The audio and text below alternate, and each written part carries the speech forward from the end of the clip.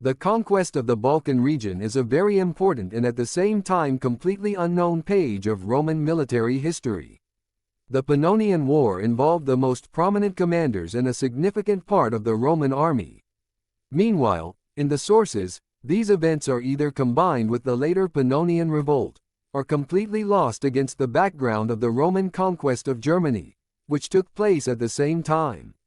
Illyria, located in the northwestern part of the Balkan Peninsula, along with Sicily, Sardinia and Spain, was one of the first areas outside Italy to be conquered by the Romans. It came under Roman rule as a result of the three Illyrian wars. The coastal part with the cities of Apollonia and Epidamnus came under the Macedonian governor.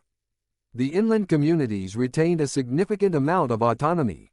Finally, the northern part of the region, Dalmatia, remained virtually independent. The Dalmatian and Japodian tribes living there, as well as the allied Celtic Tauruscans, raided southward. In response, Roman commanders undertook military expeditions against them. Praetor Gaius Cosconius captured most of the Adriatic coast and stormed the Dalmatian capital of Salona. Nevertheless, Dalmatian and Iapodian raids on coastal cities were still being attempted. Roman power in Illyria weakened considerably during the civil wars. In this conflict, Salona, Scardona, and Nerona, the Roman colonies established along the seacoast, sided with Caesar, while the tribal communities living inland supported Pompey. To block the Pompeians' land route into Italy, Caesar sent his legate Gaius Antonius to Illyria. He had to fight with Pompey's commanders Marcus Octavius and Lucius Scribonius Liban. In the fight with them Antony was defeated and captured. Caesar again sent here Quintus Cornificius with 2 legions that successfully acted against the Pompeians and brigand tribes of Dalmatia. After the defeat of Pompey at Pharsala, Mark Octavius took his fleet in the Adriatic and here began to fight with Cornificius. To help the latter, Caesar sent from Italy Abla Gabinius with 15 cohorts of recruits, but he undertook a winter campaign ended unsuccessfully. Gabinius himself fell ill and died in Salona, and his troops were defeated by the Dalmatians. This defeat signaled a general revolt in Illyria. Only the praetor Publius Vatinius with 3 legions defeated Octavius and lifted the Dalmatian siege of Epidaurus and Salona. In the spring, Caesar himself planned to undertake a campaign in Illyria. For this purpose, a large group of troops was concentrated in Apollonia. The beginning of the campaign was prevented by the sudden death of the dictator. Preparing for a clash with the triumvirs, Marcus Brutus withdrew the last Roman troops from Illyria to Macedonia. After his victory over Sextus Pompey, Octavian set about restoring the Roman authority over Illyria that had been effectively lost. To this end, an army of 8 to 10 legions was assembled at Tergestus. Marcus Agrippa brought ships from Sicily to the Dalmatian coast. A relatively easy victory was won over the Carnians and Liburnians living off the coast. The ships of the pirates were destroyed. Those who did not want to lay down their arms were killed or sold into slavery. Having united under the walls of the fortress of Cinia on the coast, the Roman troops moved into the depths of the country. Octavian himself with the main forces subdued the Gepids and after a heavy siege took by storm their capital Medal, near the modern city of Ogulin in Croatia. His legate Valerius Massala Corvinus defeated the Arpinians and Salassians in a great battle. Another legate, Marcus Helvius, suppressed a rebellion of the Picenians. The final point of movement of all armies was the center of Segiston's Siscia on the river Sava. Having united under the walls of the besieged city, the Romans decisively repulsed all attempts made by the allies of the Segistans to come to the aid of the besieged, and then took the city by storm. Siscia was to become a stronghold for the planned Octavian in the next year, a major campaign against the Dacians and Bastarnae. For this purpose, 25 cohorts under the command of Fufius Geminus were stationed in the city. The uprisings of the subjugated tribes and at the same time the deterioration of relations with Mark Antony in the east forced Octavian to abandon the ambitious plans and be satisfied with the conquest of the inner parts of Dalmatia, lying south of the Sava River.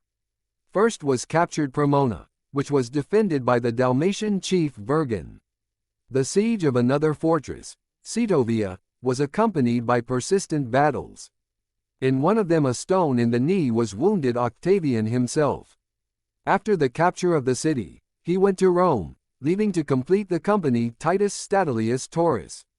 Soon the exsanguinated Dalmatians laid down their arms. The victory over them did not bring Octavian much booty, but created his reputation as a commander, necessary in the prospect of the inevitable clash with Antony. As a result of the war, the Romans expanded their territories in Illyria to the middle reaches of the Sava River and the western slopes of the Slavonian mountains. The territory of Dalmatia between the Sava and the Adriatic coast came under the rule of an Illyrian governor. An important center of the newly conquered areas was Siscia, which had a strong garrison within its walls. North of the Sava to the bend of the Danube lay Pannonia, inhabited by small tribes of Illyrian and Celtic origin. The Pannonians were numerous and warlike, but also fragmented and divided by internal conflicts. The Roman advance, when the victorious legions first reached the banks of the Danube, only partially affected their lands. Over the next decade and a half, as the Romans settled their internal problems, the Pannonians continued to fight each other and repel Dacian invasions from across the Danube. With the conclusion of the war in Spain and the conquest of the Alpine region, Augustus resumed his earlier plans for military expansion in the western Balkan peninsula. A convenient pretext for the outbreak of war presented itself when the Pannonians formed an alliance with the Norics and together devastated Istria on the Italian border. Illyrian governor Publius Silius Nerva with his troops at this time fought with the Communov and Venius in the southern foothills of the Alps. As soon as the success of Roman arms became evident, he immediately moved his troops and drove the uninvited guests out. After suffering a series of defeats at the hands of Silius himself and his commanders, the Pannonians requested peace. The following year they even assisted the Romans in subduing their recent allies the Norics. The conquest of the Alps and the annexation of Norica gave the opportunity to transfer some of the troops released in this case in Dalmatia, where the fire of war broke out again. The command here was exercised by Marcus Vinicius, consul suffect and personal friend of Augustus. The troops under his command won a number of victories over the enemy, and then, advancing along the banks of the Sava, reached its mouth. The Celtic tribe of Scordici, who lived there, submitted to the Roman power. Vinicius was supported by troops advancing towards him from neighboring Macedonia. They were commanded by Augustus' stepson Tiberius. The year before, Tiberius and his brother Drusus had excelled in the Alpine campaign. The military action was just a prologue to a full-scale operation. The aim was to conquer the country as far as the Danube. The importance that Augustus attached to this direction, evidenced by the appointment of Marcus Agrippa, the closest friend and co-emperor, Illyrian governor. Vinicius, who had previously held this position, was sent to command troops on the Macedonian front.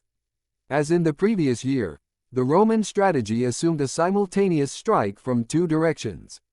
The total number of troops involved in the operation was to reach 50,000 people.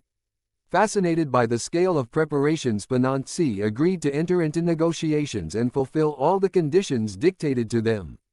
Having thus won a bloodless victory, Agrippa returned to Italy, where he suddenly fell ill and died suddenly. On receiving news of his death, the Pannonian tribes broke the peace treaty and took up arms again. Instead of Agrippa, Augustus appointed Tiberius as the new commander in Illyria. He arrived at the theater of war with reinforcements from Italy. Augustus himself at this time arranged his headquarters in Aquileia, from here to personally observe the prepared offensive. In early summer, Tiberius came out at the head of the Illyrian army from Siscia and moved down the valley of the Sava, subjugating first lived here Brevca, and then Amontine. At the walls of their capital Sirmium he met with the army of Vinicius, advancing towards him from Macedonia. The Romans reaffirmed, or reconcluded, their alliance with the powerful Scordiscans, and then launched a joint invasion of southern Pannonia. The lands between the Sava and the Drava were consigned to total devastation. Cities were destroyed, crops were taken away or destroyed at the root, Captured prisoners were sold en masse into slavery outside the country. Survivors were required to surrender their weapons and express obedience. By brutal terror, the resistance of the rebels was broken. The Breves, Amontines and Endicites recognized their dependence. In honor of the victory gained, the Senate decreed triumphal decorations to Tiberius. The continuation of the offensive was prevented by a revolt on the southern Roman flank. To suppress it, Tiberius had to transfer to Dalmatia part of the troops from the front, and then the rebellion joined the recently pacified Pannonian. The Romans had to simultaneously wage a difficult war on two fronts in the mountains, where their opponents were small guerrilla groups. Skillfully combining terror and diplomacy, by the end of the year Tiberius managed to again force the Pannonians to peace. He was even able to leave the province for a time to meet Augustus at Lugdun. At this time, the frozen Danube on the ice crossed the Dacians. Rumors of their invasion provoked new unrest in Dalmatia. Local tribes refused to pay tribute to the Romans and took up arms again. The situation was rectified by Vinicius, who drove the Dacians back behind the Danube and undertook a punitive campaign across the river. The Alogia from Tusculus, which is believed to have belonged to Vinicius, tells of the victories he won over the Dacians and their allies. Tiberius had only to crush the rebellion in Dalmatia and complete the conquest of the country within the next 2 years.